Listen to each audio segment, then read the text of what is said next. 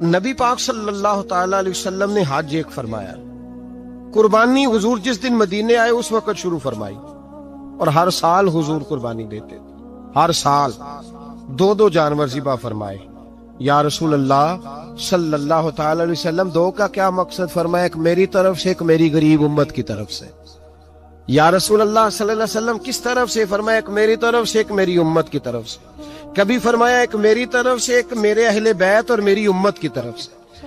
دو جانور حضور نے ذبح فرمائے، اور پھر میرے حبیب پاک صلی اللہ تعالی علیہ وسلم کے غلام مولا علی شیر خدا، ابن ماجہ کی روایت ہے، حضرت علی شیر خدا فرماتے ہیں کہ نبی پاک علیہ الصلوۃ والسلام دو جانور ذبح کرتے تھے۔ خود حضرت علی کی جب باری آئی تو انہوں نے بھی دو فرمائے۔ تو صحابہ نے پوچھا کہ علی دو کیوں؟ دو کس لیے؟ تو حضرت علی رضی اللہ تعالیٰ عنہ فرمانے لگے، مجھے میرے حبیب نے وصیت فرمائی تھی کہ علی تو نے دو کرنے، ایک اپنی طرف سے کیا کرنا، ایک میری طرف سے کرنا۔ تو میں ایک اپنی طرف سے دیتا ہوں، ایک اپنے نبی پاک کی طرف سے دیتا ہوں صلی اللہ علیہ۔ دو جانور۔ آپ لوگوں نے سنی ہوئی ہے یہ بات کہ مہینہ کھانا نہیں پکتا تھا حضور کے گھر میں۔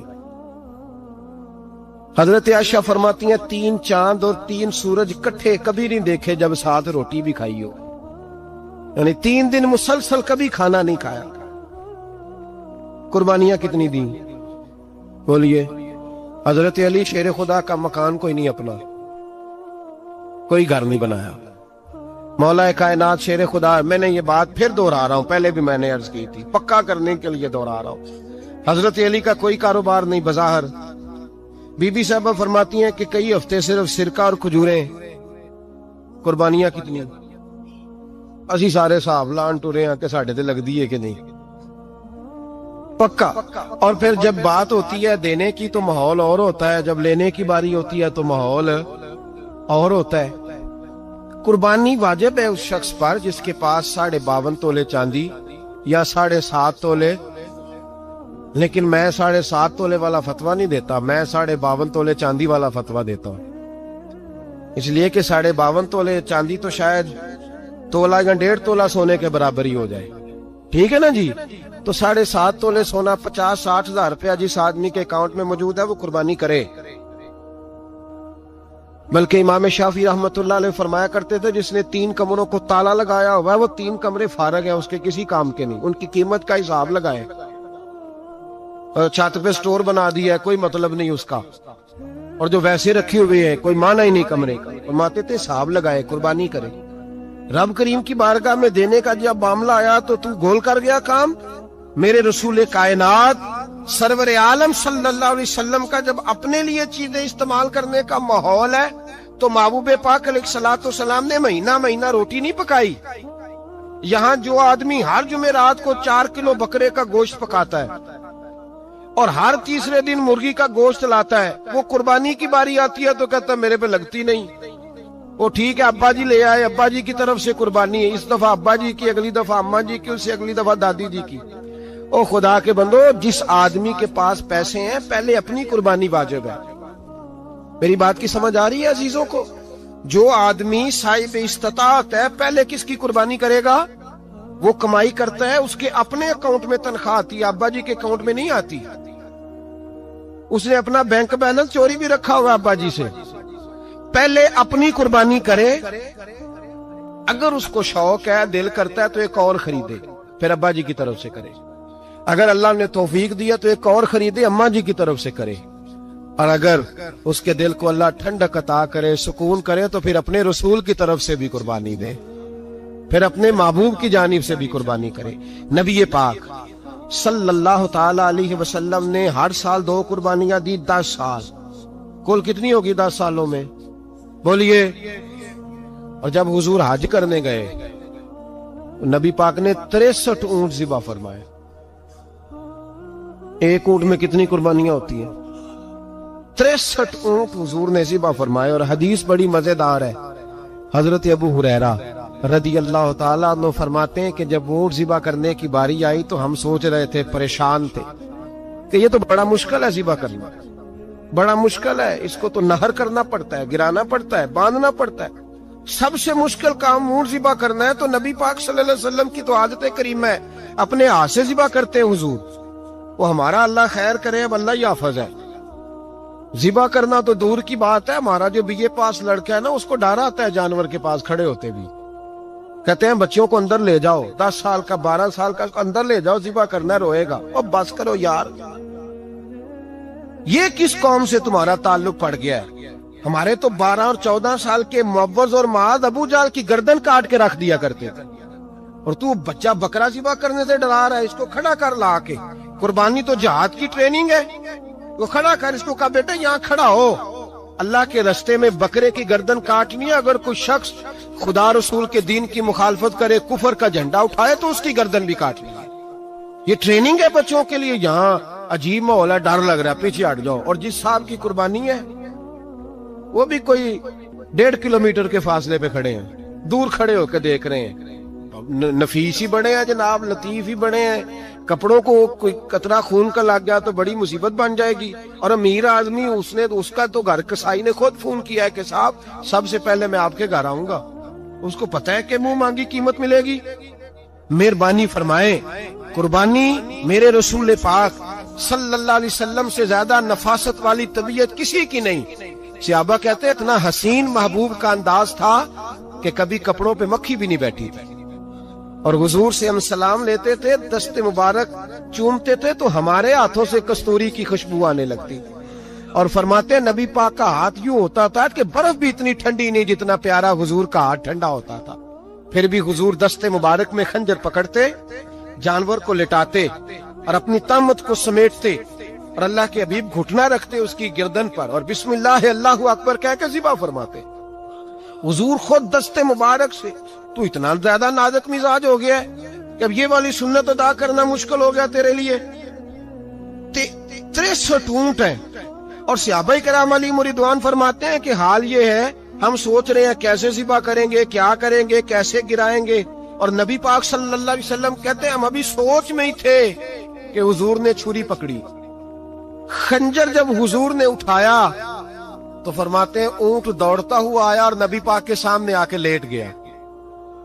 فرماتے ہیں اللہ کے رسول نے بسم اللہ اللہ اکبر کہہ کے ذبح کیا. اس نے ٹانگ بھی کوئی نہیں ہلائی، پیر بھی کوئی نہیں ہلایا.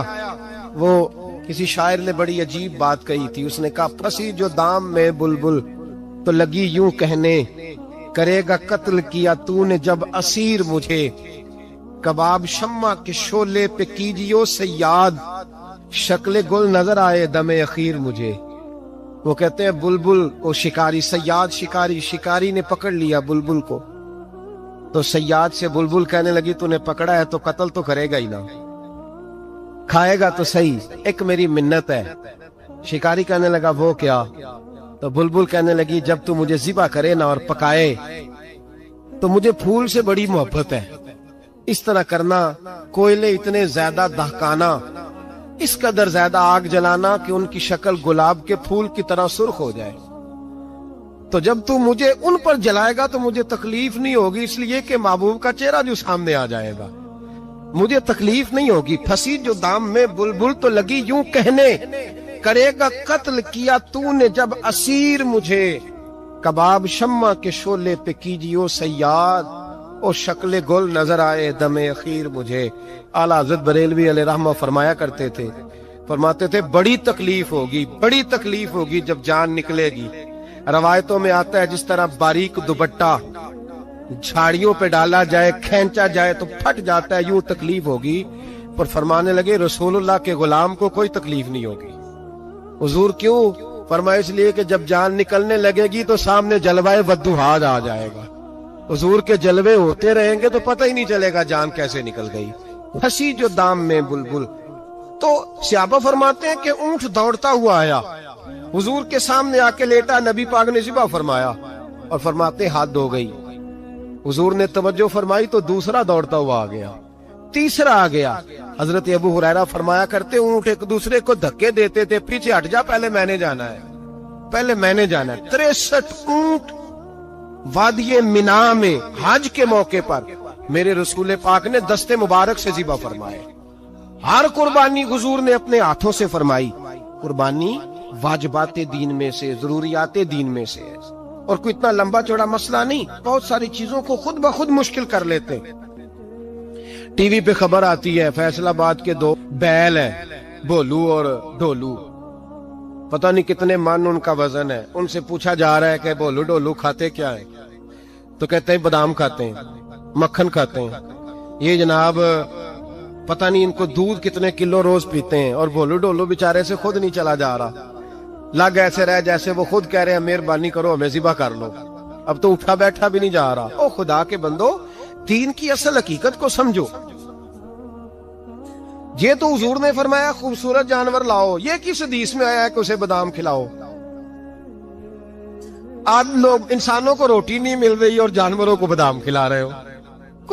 اس کے حصے میں جو اللہ نے شے رکھی ہے نا وہ چارہ ہے، اس کو چارہ کھلاؤ اور اچھے طریقے سے پیٹ بھر کے کھلاؤ. جانور کو پیٹ بھر کے چارہ کھلایا جائے تو جتنی اس کی طبیعت ہوتی ہے اس حساب سے وہ صحت مند ہو جاتا ہے. باقی یہ تو آپ کسی شخص کو اتنا کھلا دیں کہ اس کا پیٹ اتنا بڑا ہو جائے، پھول جائے، تو وہ بیچارہ تکلیف میں آئے گا کہ نہیں آئے گا؟ یہ کس قسم کا ماحول ہے؟ ایک بکرا بکا ہے لاہور میں اور سیٹھوں نے شرطیں لگائی ہوئی ہیں، میں 5 لاکھ کا لایا ہوں تو میں 9 لاکھ کا. یہ کیا چکر ہوا؟ مجھے اتنا کھلایا جی اس کو فلاں چیز. یہ کس نے کہا ہے کھلانے کا؟ بادام کھانا کس حدیث میں آیا؟ کس صحابی نے اپنے بکرے کو بادام کھلائے؟ کس نے مکھن کھلایا؟ کس نے پیڑے کھلائے؟ بس کرو، عجیب تماشا لگ گیا.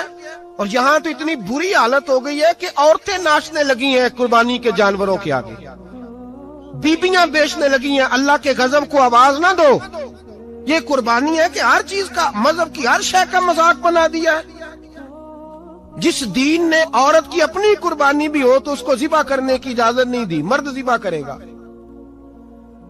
جو دین کہتا ہے کہ عورت ذبح نہیں کرے گی، وہ عورت بیچ سکتی ہے اللہ کے جانور؟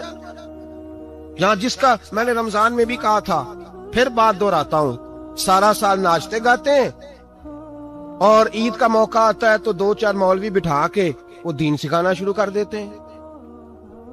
کوئی پتہ ہی نہیں، کوئی خبر ہی نہیں. جس بوتل میں کل تک شراب بک رہی تھی اسی میں دودھ پلاؤ گے؟ جس برتن میں کل تک پیشاب تھا اس میں آج لوگوں کو شہد پلاؤ گے؟ بس کرو، یہ مذاق نہیں، یہ رسول اللہ کا دین ہے. نبی پاک سید عالم صلی اللہ تعالی علیہ وآلہ وسلم نے کوئی ذمہ عورت کے کوئی چیز نہیں لگائی ایسی جس میں اسے مردوں کے ساتھ شامل ہونا پڑے.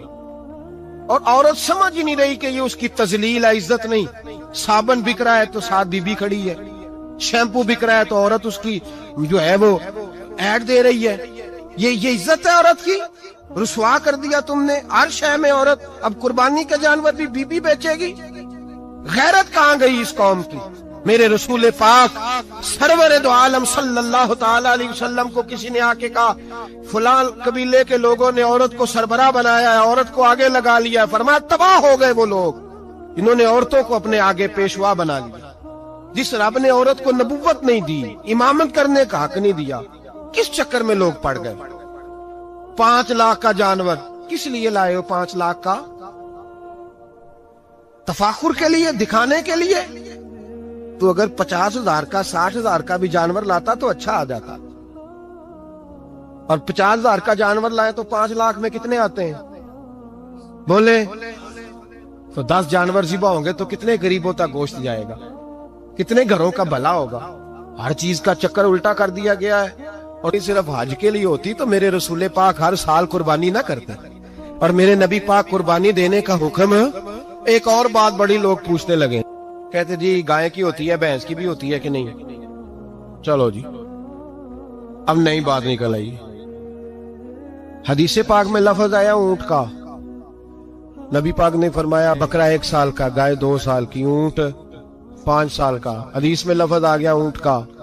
آپ کو بندہ کہے پہلے بتائیں نارکا کے مادہ کا، تو میں کدھر سے آپ کو حدیث نکال کے دوں جس میں نر بھی اور مادہ علیحدہ علیحدہ ہو؟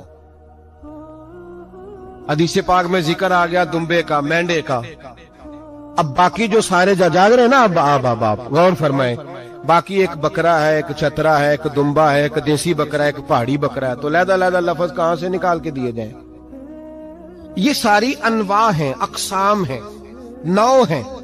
اسی طرح بھینس بھی گائے کی ایک قسم ہے.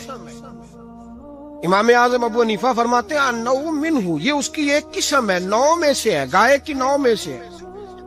آپ عام لفظ بولتے ہیں تو کہتے ہیں بکرا چترا گائے بھینس، عام لفظ ہے نا. تو جب گائے کہہ دیا تو اب کو بندہ کہے گائے آیا تو پہلے بتائیں گائے تو ہے تو اس میں بیل شامل ہے کہ نہیں. تو گائے کی جتنی قسمیں ہیں نا ہمارے محدثین بھینس کو گائے میں شامل کرتے ہیں. بھینس گائے کی ایک قسم ہے. تو نبی پاک صلی اللہ علیہ وسلم نے جب گائے کا لفظ استعمال کیا تو بھینس اس کے اندر آ گئی. تو اگر گائے کی قربانی جائز ہے تو بھینس کی قربانی بھی جائز ہے. اگر بیل کی قربانی جائز ہے تو کٹے کی قربانی بھی 100% جائز ہے. اس کے اندر 7 حصے ڈالے جائیں گے، اسے قربان کیا جائے گا، یہ جائز ہے. اگر آپ صریح لفظ نکال کے دکھانے کو کہیں گے تو پھر تو بڑی چیزوں میں لوگ الجھ جائیں گے. پھر کیسے نکالا جائے گا خسی کی جائز ہے کہ نہیں، جو خسی نہیں اس کی جائز ہے کہ نہیں، فلاں کی. تو ان تفصیلات، ہاں بہت ساری چیزوں کی تفصیلات حدیث میں ہیں لیکن ساری چیزوں کی موجود نہیں. اس لیے میرے عزیز یاد رکھیں، بھینس کی قربانی بھی ہوگی، گائے کی بھی ہوگی، بیل کی بھی ہوگی، کٹے کی بھی ہوگی. جن کی نہیں ان کی نہیں. ہم نے کبھی کہا ہرن کی قربانی بھی ہوگی یا مرغی کی قربانی بھی ہوگی. تو حدیث مبارکہ کے اندر جو چیزیں موجود ہیں ان کی جتنی اقسام ہیں ان سب کی قربانی کرنا جائز ہے. اور میرے نبی پاک صلی اللہ علیہ وسلم نے فرمایا جانور خوبصورت ہو، لنگڑا نہ ہو، کانا نہ ہو، زخمی نہ ہو، خوبصورت جانور لاؤ، اس کو لا کے ذبح کرو. لوگ کہتے ہیں چلو اتنے پیسے اللہ کے راستے میں دے دیں تو یہ کافی نہیں کافی. مسلم شریف میں، بخاری شریف میں میرے نبی پاک سید عالم صلی اللہ تعالی علیہ وسلم نے فرمایا 10 ذی الحج کو اللہ کی نظر میں ابن آدم کا سب سے پسندیدہ عمل. لیکن نا 10 ذی الحج کو، کل کی 10 ذی الحج ہے تو بڑے کام ہوں گے. فجر کی نماز بھی ہوگی، تکبیرات تشریق بھی پڑھی جائیں گی. آج فجر سے شروع ہو گئی نا، 9 کی فجر سے لے کر 13 کی عصر تک تکبیرات تشریق پڑھی جائیں گی. اللہ اکبر، اللہ اکبر، لا الہ الا اللہ واللہ اکبر، اللہ اکبر وللہ الحمد، اللہ اکبر، اللہ اکبر، لا الہ الا اللہ واللہ اکبر، اللہ اکبر وللہ الحمد، اللہ اکبر، اللہ اکبر، لا الہ الا اللہ واللہ اکبر، اللہ اکبر وللہ الحمد. کوشش کریں جب بھی پڑھیں 3 بار پڑھیں. تکبیرات تشریق بھی پڑھی جائیں گی. فجر کی نماز بھی کل ہوگی، عید کی نماز بھی ہوگی، لوگ اور بھی کوئی ذکر اذکار کریں گے. لیکن میرے نبی پاک صلی اللہ علیہ وسلم نے فرمایا 10 ذی الحج کو اللہ کو اپنے بندے کا جو کام سب سے زیادہ پسند ہے وہ یہ ہے کہ وہ اللہ کے راستے میں جانور کا خون بہائے. حالانکہ نمازیں بھی ہیں، اذکار بھی ہیں، تکبیرات بھی ہیں، سارا کچھ ہے، پر اللہ کو سب سے زیادہ کیا پسند ہے؟ جانور کو قربان کرنا. یہ اللہ کو بڑے خوبصورت لفظ نبی پاک علیہ السلام نے فرمایا قربانی کا جانور قیامت کے دن اپنے سینگوں اور کھروں سمیت آئے گا، اور جس نے قربانی کی ہوگی اس کی بخشش کروا کے اسے جنت میں لے کر جائے گا. تو فرمایا ابن آدم کا سب سے پسندیدہ عمل یہ، سب سے پسندیدہ، کہ وہ 10 ذی الحج کو قربانی کریں، کوشش کریں خود ذبح کریں اپنا جانور. یہ حضور کی سنت ہے. یہ نہ ہو سکے تو نبی پاک صلی اللہ علیہ وسلم نے اپنے ہاتھوں سے ذبح کرنے لگے حضرت فاطمہ کا جانور. تو فرمایا فاطمہ ادھر آ کے اس کے پاس کھڑی ہو جاؤ، میں تمہارا جانور ذبح کرنے لگا. اپنے جانور کے پاس کھڑے ہوں. میرے جو بھائی ذبح کرنے کا کام کرتے ہیں نا، قصاب ہم کہتے ہیں، سارے قصاب نہیں ہوتے، بہت سارے لوگ یہ سعادت حاصل کرتے ہیں اور بڑی نیکی کا کام کرتے ہیں. اللہ انہیں بڑی بہترین جزا عطا فرمائے گا، بڑا خیر کا کام کرتے ہیں. لیکن چونکہ رش ہوتا ہے ایسے لوگوں کے پاس، تھوڑی جلدی بھی ہوتی ہے. پہلی تو کوشش کریں تکبیر خود ڈالیں، یہ نہیں ہو سکتا تو قریب کھڑے ہوں. ہمارے ہاں ایک رواج یہ بھی ہے کہ 2 بندے ہاتھ رکھتے ہیں، اور ذبح وہ کر رہا ہوتا ہے تو جس کی قربانی ہوتی ہے اس کو کہتے ہیں تو بھی ساتھ ہاتھ رکھ. ہوتا ہے نا جی بہت ساری جگہوں. اب حکم یہ ہے شریعت اسلامیہ کا کہ جب جانور ذبح کریں گے تو پڑھیں گے بسم اللہ اللہ، بسم اللہ اللہ. ہاں نبی پاک صلی اللہ علیہ وسلم نے لمبی دعا پڑھی، صحابہ بھی لمبی دعا، انی وجہت وجہی للذی فطر السماوات والارض حنیفا وما انا من المشرکین، یہ بھی پڑھا. اور پھر میرے رسول پاک صلی اللہ علیہ وسلم نے یہ بھی کہا کہ اللہ میری طرف سے قبول فرما، میری امت، میری اہل بیت کی طرف سے قبول فرما. صحابہ جب جانور ذبح کرنے لگتے پہلے یہ دعا پڑھتے، پھر کہتے اللہم تقبل منا کما تقبلت خلیلک ابراہیم علیہ السلام وتقبلتا حبیب کا محمد صلی اللہ علیہ وسلم، اے اللہ ہم سے بھی قبول فرما جیسے تو نے حضرت ابراہیم سے قبول فرمائی، اور جیسے اپنے حبیب حضرت محمد صلی اللہ علیہ وسلم سے قبول۔ یہ ساری دعا پڑھیں، اور جب جانور ذبح کرنے لگے تو پھر پڑھیں بسم اللہ اللہ، بسم اللہ اللہ۔ اچھا، دو آدمیوں نے ہاتھ رکھا ہوا ہے، دو آدمیوں، اب اگر ایک نے بھی نہ پڑھی بسم اللہ اللہ اکبر تو جانور حلال نہیں ہوگا، دونوں کو پڑھنا پڑے گا۔ یہ مسئلہ یاد رکھیں۔ ایک اور بات بھی بتانی ہے آپ، وہ بھی آپ نے یاد رکھنی ہے۔ قربانی کے بڑے جانور میں کتنے حصے ہوتے ہیں؟ 7۔ اب 7 حصوں میں 7 کی نیت قربانی کی ہونی چاہیے، 7 کی۔ 6 حصے ڈال گئے، جو چلے تھوڑے سے زیادہ امیر لوگ نہیں تھے، نارمل تھے، انہوں نے 6 حصے ڈال لیے۔ 7واں امیر آدمی تھا، اس کو جا کے کہا یار ایک حصہ نہیں مل رہا، تو چل تو نے تو 2-3 بکرے لیے ہوئے ہیں، تو بھی شامل ہو جا۔ اس نے پہلے تو کہا نہیں یار میں نے اب لے لی ہیں، پھر جب اصرار کیا تو کہا چلو ٹھیک ہے بڑے گوشت کا قیمہ کرا لیں گے۔ تو اس طرح کرو، ڈال لو میرا بھی حصہ۔ اب 6 کی نیت قربانی کی، 7ویں کی گوشت کی، کسی کی بھی قربانی نہیں ہوگی، گئے سارے۔ اب اس کے لیے شرط کیا ہے کہ اس کو بھی آپ، اصل میں ہمیں مسائل نہیں آتے، نہ ہم سیکھتے ہیں نہ پتہ کرتے ہیں، پھر خرابی ہوتی ہے۔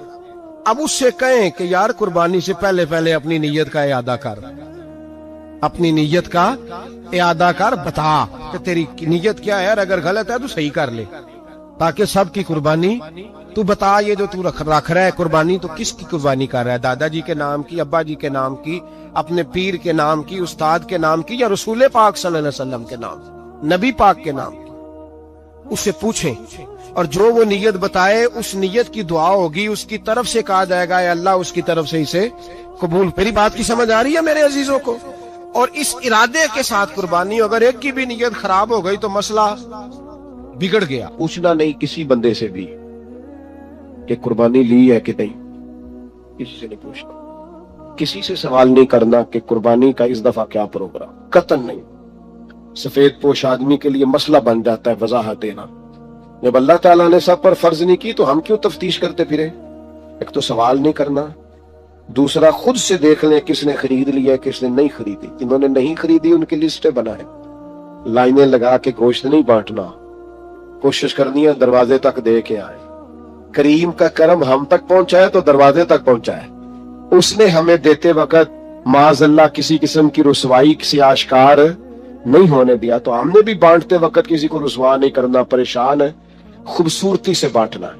ہر سال دنیا قربانی کرتی ہے، رسول پاک علیہ الصلوۃ والسلام نے حد بندی، یا رسول اللہ قربانی کیا ہے؟ فرمایا جناب ابراہیم کا طریقہ ہے۔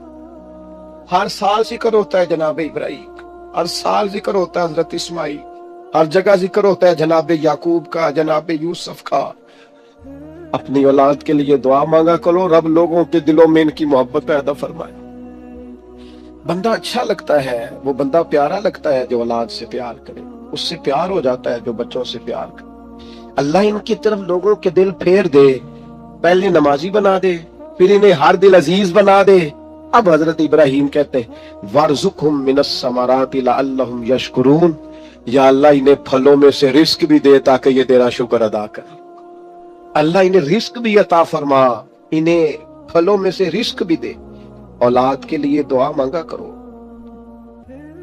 انہیں اللہ روزی دے وسیع، اللہ دے کسی کی محتاج نہ ہو، بچے کسی کے دستے نقد نہ ہو، کسی کے ہاتھ نہ دیکھنے پڑے، کسی کی طرف بڑھنا نہ پڑے۔ آگے ارشاد فرماتے ربنا انک تعلم ما نخفی وما نعلن۔ حضرت ابراہیم نے بات ہی کھول دی، فرمایا اے رب تو جو ہم ظاہر کرتے ہیں وہ بھی جانتا ہے، اور جو ہم چھپاتے ہیں وہ بھی جانتا ہے۔ وما یخفی علی اللہ من شیء فی الارض ولا فی السماء، اللہ پر کوئی چیز چھپی ہوئی نہیں، نہ زمینوں میں نہ آسمانوں میں۔ پھر اولاد کے لیے دعا مانگی جا رہی، اس شہر کے لیے بھی دعا مانگی جہاں بچے رہتے، یہاں امن رہے، یہ بھی دعا مانگی کہ یہ نمازی ہو جائے، یہ بھی دعا مانگی حضرت ابراہیم علیہ السلام نے کہ اللہ انہیں رزق دے پھلوں میں سے، یہ بھی دعا مانگی لوگوں کے دل ان کی طرف کر دے۔ اور پھر کہا تو جانتا ہے ہمارے ظاہر اور باطن کو. پھر ارشاد فرمایا کہ میں اب بیچ میں شکر بھی ادا کرتے ہیں, کہتے ہیں الحمدللہ الذی وہب لی علی الکبر اسماعیل و اسحاق. کہتے ہیں تمام تعریفیں اس اللہ کے لیے جس نے بڑھاپے میں مجھے اسحاق اور اسماعیل عطا فرمائے. بڑھاپے میں اللہ نے اولاد دے دی, ساری تعریفیں اس کے لیے. پھر ارشاد فرماتے ہیں ان ربی لسمیع الدعاء, بے شک میرا رب دعاؤں کا سننے والا ہے. آگے ارشاد فرماتے ہیں ربی جعلنی مقیم الصلاۃ ومن ذریتی, اے اللہ مجھے بھی نماز قائم کرنے والا بنا دے اور میری اولاد کو بھی نماز قائم کرنے والا بنا دے. کیا ہی مزہ ہے اگر باپ بیٹا ایک صف میں کھڑے ہو کے نماز پڑھیں. کیا ہی لطف آئے اگر باپ بیٹا اکٹھے احرام باندھ کے طواف کریں. کیا مزہ یاد آئے اگر کبھی باپ بیٹا بیٹیاں اہل خانہ سارے اکٹھے حضور کی بارگاہ میں حاضر ہوں. کیا نرالا انداز. مجھے بھی نمازی بنا دے اور میری ربنا وتقبل دعا, یا اللہ ہماری اس دعا کو قبول فرما لے, اس دعا کو قبول. ربنا اغفر لی ولی والدیہ, پچھلی ساری دعائیں اولاد کے لیے. اب کہا ربنا اغفر لی ولی والدیہ, اے اللہ مجھے بھی بخش دے اور میرے والدین کو بھی بخش دے, ان کی بخشش کر دے. وللمؤمنین یوم یقوم الحساب, اور جس دن تو حساب لے اس دن تمام مومنوں کی بخشش فرما دے. اللہ سب کو بخش دے حساب والے دن. سورۃ شعراء میں آتا ہوں اور یہاں سے 2-3 آیات عرض کر کے اپنی بات سمیٹتا ہوں. اللہ تعالیٰ نے اس صورت میں جناب ابراہیم کی اور دعاؤں کا ذکر فرمایا. فرمایا حضرت ابراہیم نے دعا مانگی ربی حب لی حکما والحقنی بالصالحین, اے اللہ مجھے علم و عمل عطا فرما اور مجھے نیک لوگوں سے ملاقات کرا. علم و عمل دے اور جو صالحین ہیں ان سے ملا. بڑا خوش نصیب ہوتا ہے وہ شخص جسے علم بھی ملے, عمل بھی ملے اور پھر صالحین کی صحبت بھی ملے. نیک لوگوں کی جسے سنگت نصیب ہو. اچھے لوگوں کے پاس, وہ گلی میں کچھ سنگترے بیچ رہا تھا نا, تو درویش اندر بیٹھے تھے تو آواز لگا رہا تھا اچھے سنگترے اچھے سنگترے اچھے سنگترے. تو بابا جی کو اندر ہی بجد ہو گیا. کسی نے کہا یہ کیا ہوا؟ فرمانے لگے وہ کہہ رہے جنہاں دے سنگ چنگے سانو ترے, اچھے سنگ ترے, جنہاں دے سنگ اچھے سانو ترے. جناب ابراہیم کی دعا دیکھو, فرماتے ربی حب لی حکما والحقنی بالصالحین, اے اللہ حکم عطا فرما. مانا مفسرین نے کیا علم و عمل عطا فرما, اور اے اللہ مجھے ان سے ملا دے جو صالح لوگ ہیں. یہ دعا مانگتے ہیں. پھر کہتے ہیں اے اللہ جو لوگ میرے بعد آئے نا ان میں میری سچی ناموری رکھنا. اے اللہ بعد والے پچھلے ہمارا ذکر کریں تو ذرا اچھے لفظوں کے ساتھ کریں. ہمارے بعد ہمارا ذکر ہو تو خیر کے ساتھ ہو. ہماری تعلیم کے لیے جناب ابراہیم دعا کرتے ہیں. فرماتے ہیں کہ پیچھے اس طرح کا چھوڑ کے جانا کہ تمہیں خیر کے ساتھ یاد کیا جائے. یعنی تم کہیں بیٹھو تو لوگ کہیں کیا بات ہے, اور اٹھ کے جائیں تو لوگ کہیں کیا بات ہے. لوگوں کے بیچ ہماری اچھی ناموری ہو. جناب ابراہیم دعا مانگتے ہیں. جناب ابراہیم کہتے ہیں وَجَعَلْنِي مِن وَرَثَةِ جَنَّةِ النَّعِيمِ, یا اللہ ان لوگوں میں سے کر دے جو جنت نعیم کے وارث ہیں. ہمارے تعلق بنا پر جنتیوں سے بنا, ہمیں ان سے جوڑ دے جو چنگیاں دے لڑ لگی سان تے چولی چ پھول پئے. تو ایک دن پیڑیاں نال میں رل گئی تے میرے اگلے بھی ڈول گئے. کہا اے اللہ ان میں سے کر دے جو جنت نعیم کے وارث ہے. اور فرمایا ولا تخزنی یوم یبعثون, یا اللہ اس دن رسوا نہ کرنا جس دن لوگ قبروں سے اٹھائے جائیں.